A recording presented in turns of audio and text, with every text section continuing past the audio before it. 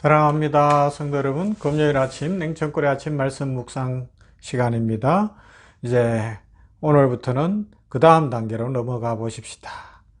우리에게 큰 대제사장이 있다라고 말씀하면서 또 예수님을 보여주고 있는데요. 자, 히브리서 4장 14절부터 오늘은 5장 3절까지 보도록 합니다. 히브리서 4장 14절부터 5장 3절 말씀. 그러므로 우리에게 큰 대제사장이 계시니 승천하시니 곧 하나님의 아들 예수시라. 우리가 믿는 도리를 굳게 잡을지어다. 우리에게 있는 대제사장은 우리의 연약함을 동정하지 못하실 이가 아니요 모든 일에 우리와 똑같이 시험을 받으신 이로되 죄는 없으시니라. 그러므로 우리는 긍휼하심을 받고 때를 따라 돕는 은혜를 얻기 위하여 은혜의 보좌 앞에 담대히 나아갈 것이니라. 대제사장마다 사람 가운데서 택한 자이므로 하나님께 속한 일에 사랑을 위하여 예물과 속죄하는 제사를 드리게 하나니, 그가 무식하고 미혹된 자를 능히 용납할 수 있는 것은 자기도 연약에 휩싸여 있음이라. 그러므로 백성을 위하여 속죄제를 드림과 같이 또한 자신을 위하여도 드리는 것이 마땅하니라. 히브리서는 구원받은 초대교회 성도들이 처한 현실을 다루고 있어요.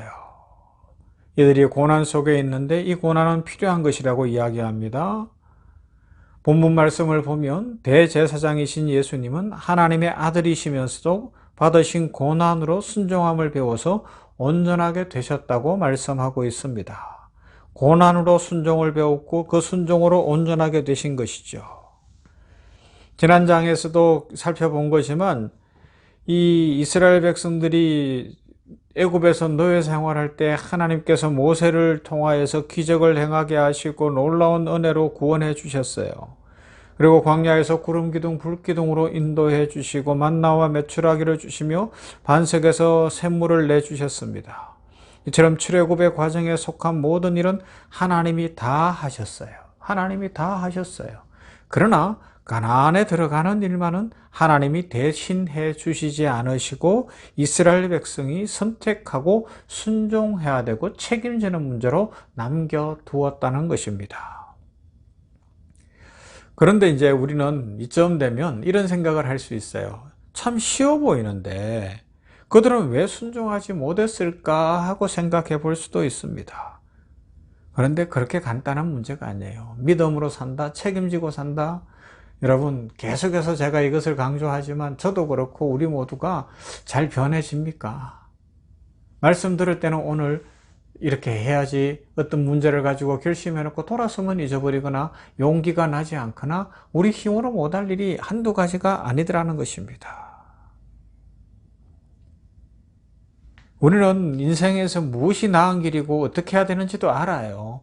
지금 오래된 습관이나 계속해서 반복적으로 하는 일들 그만해야 된다는 것도 알아요. 그런데요, 그 문제에 그냥 늘 매여 있는 것이 우리 수준일 수 있다라는 것을 기억해야 됩니다. 안 변하는 거거든요.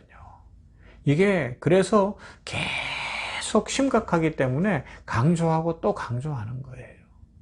안 변해요. 안 변해요. 우리 사람이 변하는 것이 얼마나 어려운데요. 오죽했으면 이제 하나님이신 예수님이 이 세상에 오셨겠냐고요. 예수님이 죽으시고 십자가를 치셨는데도 인간들이 안 변하더라 이야기를 하고 있는 겁니다. 그러면서 은혜 입은 우리는 이미 변하는 자격을 가졌으니 달라지라고 이야기합니다. 그러면서 이제 예수님의 대제사장적 사역을 이야기하고 있죠. 예수님은 우리의 구원을 이루실 때 어떤 기적적 방법으로 단번에 결과물을 던져주신 것이 아닙니다. 긴 시간에 걸쳐 예수님이 친히 사람으로 오셔서 고난당하시고 죽으심으로 빚어내신 구원이라는 것이죠. 우리에게 주신 구원, 그 구원이 목적하는 바를 이루기 위하여 시작이라고 대제사장 되신 예수 그리스도의 직무를 이야기해 주고 있습니다. 예수님은 십자가를 치셨을 뿐만 아니라 성천하여서 하나님 보좌 우편에 계신 지금도 우리를 위해 기도하고 계시다고 말씀합니다. 그래서 이어지는 히브리서 5장 8절 9절 오늘은 안 읽었지만 그가 아들이시면서도 받으신 고난으로 순종함을 배워서 온전하게 되셨은즉, 자기에게 순종하는 모든 자에게 영원한 구원의 근원이 되셨다라고 말씀하고 있습니다. 여기 나온 순종은 쉽게 선택하는 정도의 덕목이 아닙니다. 선택보다 더 큰 내용이 있다는 것인데 순종을 이해하려면 고난을 이해해야 한다고 말씀하고 있습니다. 그래서 성도에게 고난은 단지 고통에 불과한 것이 아니라 이것이 우리를 변화시키는 축복이라고 말씀하고 있습니다. 이 진리를 알려면 예수님의 말씀을 이해할 줄 알아야 돼요. 마태복음 16장에 보면 놀라운 이야기가 나와요. 베드로의 신앙 고백. 그런데 그 다음에 보면 뭐가 나오죠? 이때로부터 예수께서 그리스도께서 자기가 예루살렘에 올라가 장로들과 대제사장들과 서기관들에게 많은 고난을 받고 죽임을 당하고 제3일에 살아나야 할 것을 제자들에게 비로소 나타내시니, 그 다음이 중요한데, 베드로가 예수를 붙들고 항변하여 이르되 주여 그리 마옵소서, 이 일이 결코 주께 미치지 아니하리이다. 예수께서 돌이키시며 베드로에게 이르시되, 놀라운 이야기가 나와요. 사탄아, 내 뒤로 물러가라. 너는 나를 넘어지게 하는 자로다. 내가 하나님의 일을 생각하지 아니하고 도리어 사람의 일을 생각하는도다 하시고, 이에 예수께서 제자들에게 이르시되 누구든지 나를 따라오려거든 자기를 부인하고 자기 십자가를 지고 나를 따를 것이니라 말씀합니다. 예수님이 죽으실 거라는 예언은 엄청난 충격이었어요. 아니, 죽은 자도 살려내시고 풍랑도 잔잔케 하시고 오병이어의 기적을 일으키시는 예수님이 죽으신다니 말이 안 되는 것처럼 느껴지거든요. 그래서 베드로가 막아서는 거예요. 막아서는 거예요. 이 말에는 예수님은 그렇게 되실 수 없다는 이야기는 하나님이십니다라는 고백도 있지만 또 내가 제자로서 목숨 걸고 맡겠습니다, 지켜드리겠습니다라는 인간적 이야기도 있을 수 있잖아요. 그죠? 그러나 예수님은 베드로에게 무섭게 꾸짖습니다. 사탄이라고까지 이야기합니다. 여기서 사탄은 단순히 하나님의 일을 반대하고 우리를 괴롭히고 유혹하는 그런 영적 차원에서 악역을 맡은 것보다 더 큰 차원의 문제인데, 하나님이 인류를 향해 가지신 목적을 이룰 수 있는 그것을 수단으로 전락시키고 세상과 타협하게 만드는 존재라는 것입니다.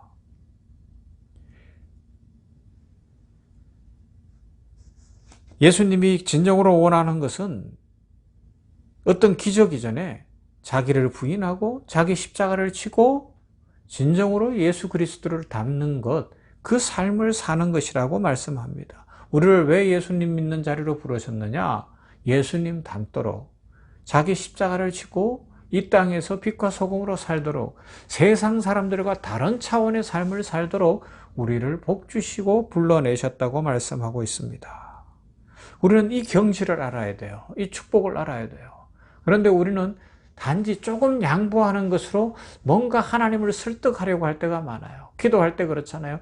자녀의 문제를 가지고 기도한다고 해봅시다. 그러면 뭐라 그래요? 하나님, 이번에 우리 아들이 대학 입시에만 합격하게 해준다면 제가 외제차 안 사고 그냥 한국차 살 거예요. 제가 아파트 평수를 더 크게 늘리지 않고 작은 데서 살 거예요.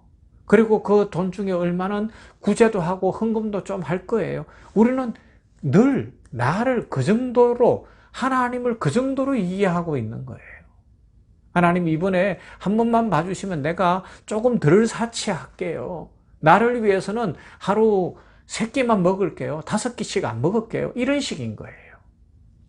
그러나 하나님은 뭐라고 말씀하셔요? 아니다. 성품이 변해서 예수님 닮아라 말씀하시는 거라고요.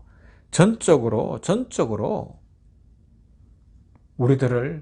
우리가 생각하는 수준이 아니라 하나님이 생각하는 최상의 수준으로 만들고 싶다고 말씀하시고, 이 일을 위하여 대제사장으로 예수 그리스도가 오셨다고 말씀하고 있습니다.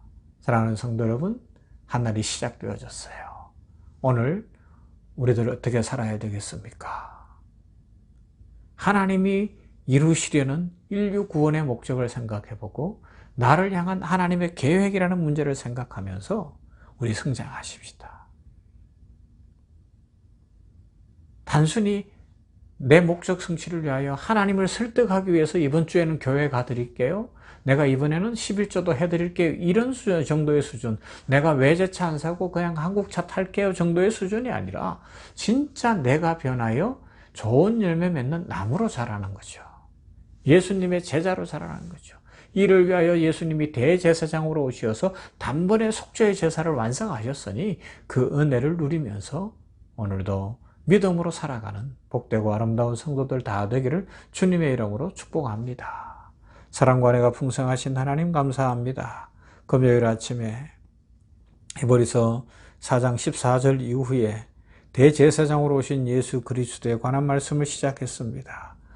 이 말씀의 의미를 생각해보고 예수님이 왜 대제사장으로 오셔서 단번에 속죄의 제사를 완성하셨는지를 하게 하여 주시옵소서. 하나님이 우리를 만들어 가시고자 하는 우리에게 가지신 기대의 그 고급함과 최상의 가치를 알게 하여 주시옵시고 그 자리까지 변화되는 우리들 되게 하여 주시옵소서. 단순히 기독교 신앙을 가진 것이 예수님을 믿는 것이 하나님을 아버지로 섬기는 것이 내 목적 성취를 위하여 하나님 이번 주에는 교회 가드릴게요. 이번에는 요만큼 헌금도 할게요. 하나님 내가 이번에는 사치 안 할게요. 이 정도 수준에 하나님 설득하려고 하고 그러면서 내가 변했다고 착각하지 않게 하여 주시옵시고 우리들 진정 예수님의 제자답게 인생이 달라지는 성품이 달라지는 그런 인생 살게 하여 주시옵소서. 이스라엘 백성들이나 베드로를 보면서 왜 저래? 왜 저런 실수해? 라고 생각하지 않게 하여 주시옵시고 우리들 작은 것 하나 바꾸는 것이 얼마나 어려운지 알아서 오늘도 성령 충만을 구하며 말씀 붙들고 조금씩 변해가게 하여 주시옵소서. 세계 선교지 열방에 함께 하시고 이슬람권, 남아불교권, 힌두교권, 공산주의권에 긍휼을 베풀어 주시며 지하의 교회들 북한과 중국과 이슬람의 지하 교회들 성도들을 힘주시고 지켜주시고 축복하여 주시고 이 땅에 하나님의 나라가 온전히 이루어지도록 아버지 오늘도 선교사님들에게 기름 부어주시고 축복하여 주시옵시며 우리 병원교회도 선교하는 교회 우리 병원도 선교하는 병원 잘 이루어갈 수 있도록 복 내려 주시옵소서. 예수님 이름으로 기도하옵나이다. 아멘. 찬송합니다. 282장 큰 죄에 빠진 날 위에